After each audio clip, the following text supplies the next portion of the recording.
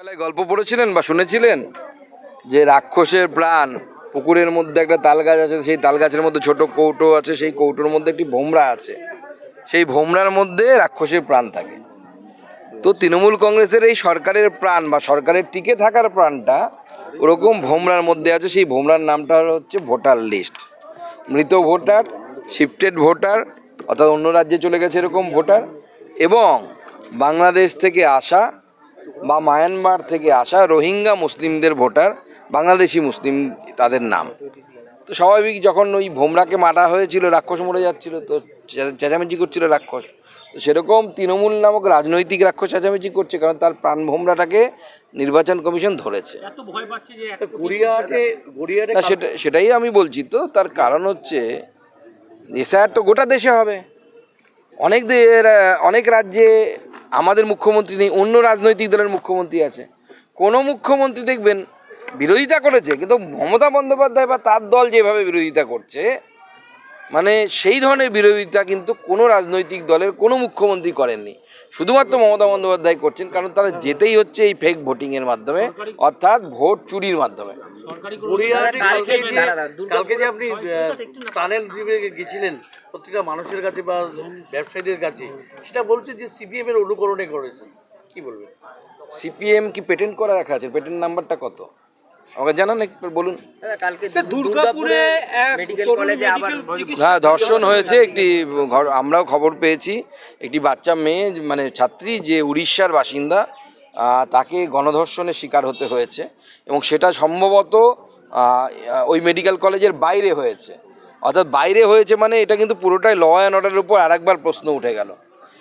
যদি ওই মেডিকেল কলেজের ভেতরে হতো, তাহলে না এই প্রশ্নটা করা যেত যে মেডিকেল কলেজের অ্যাডমিনিস্ট্রেশনের গাফিলতি আছে, যা আছে। আমার কাছে যা খবর মিডিয়ার মাধ্যমে পেয়েছিলি, আমি জানি না এখন কি তার স্থিতি আছে, কিন্তু মেয়েটির সাথে ধর্ষণ হয়েছে, সাময়িক ধর্ষণ হয়েছে, অর্থাৎ গণধর্ষণ হয়েছে, এবং সেটা মেয়েটি, ছাত্রীটি মেডিকেল কলেজ থেকে বাইরে কোথাও গেছিল বন্ধুটির সাথে, সেখানে ঘটেছে। অতএব ল অ্যান্ড অর্ডারের প্রতি আরেকবার প্রশ্নচিহ্ন উঠে গেল।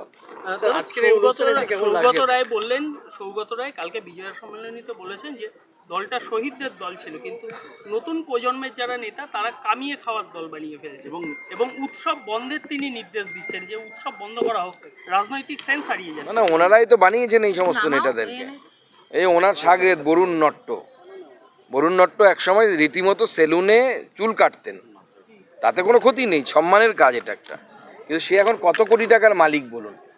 আমার বক্তব্য একটাই, সব নাপিত ভাইরা, সব নরসুন্দররা যারা চুল কাটেন, তাদেরকে এই পদ্ধতিটা বলে দিক না, তাহলে পরে সবাই বড়লোক হয়ে যায়। আমার অন্য জায়গায় আপত্তি নেই, আমরা এরকম থাকলে আমাদের চলবে। কিন্তু তার মতো যারা সেলুন চালান, তাদেরকে সবাইকে যদি উনি পদ্ধতিটা বলে দেন যে কিভাবে ওখান থেকে এত বড় লোক হওয়া যায়, তাহলেই হয়ে যাবে।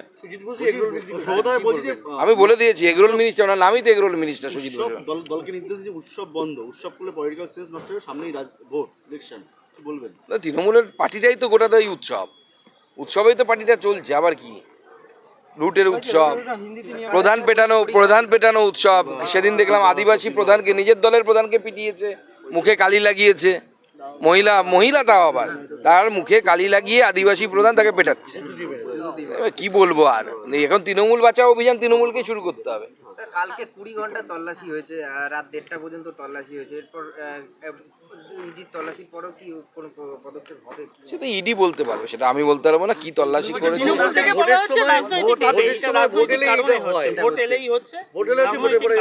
না, সেই জন্য তো আমরা ওনাদেরকে প্রস্তাব দিয়েছি, এক দেশ এক ভোট মেনে নিন না, তাহলে গোটা বছর ভোট থাকে না।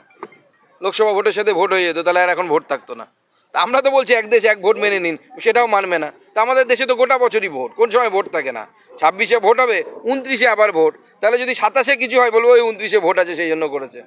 আবার তার মাঝে পঞ্চায়েত ভোট চলে আসবে, ধরো পঞ্চায়েত ভোট আছে তার জন্য করেছে। তো সবসময় তো ভোট হয়, মিউনিসিপ্যালিটির ভোট, পঞ্চায়েত ভোট। আমরা সেটা বলছি এক দেশ এক ভোটটা মেনে নিন, তাহলে আর ভোটের আগে হবে না। কিন্তু হবে তো বটে, চুরি যখন করেছো, চোর কিন্তু ধরা পড়বে। মোদিজি বলেছেন, না খাউঙ্গা না খানে দুঙ্গা। আপনি এগরোল বিক্রি করতে করতে কোটি টাকার মালিক হয়ে যাবেন, আর অন্যরা গরিব মানুষ, তারা পাট বুনে পাটের জিনিস তৈরি করে বিক্রি করে রোজগার করবে 2-4 হাজার টাকা। এটা তো চলতে পারে না দাদা।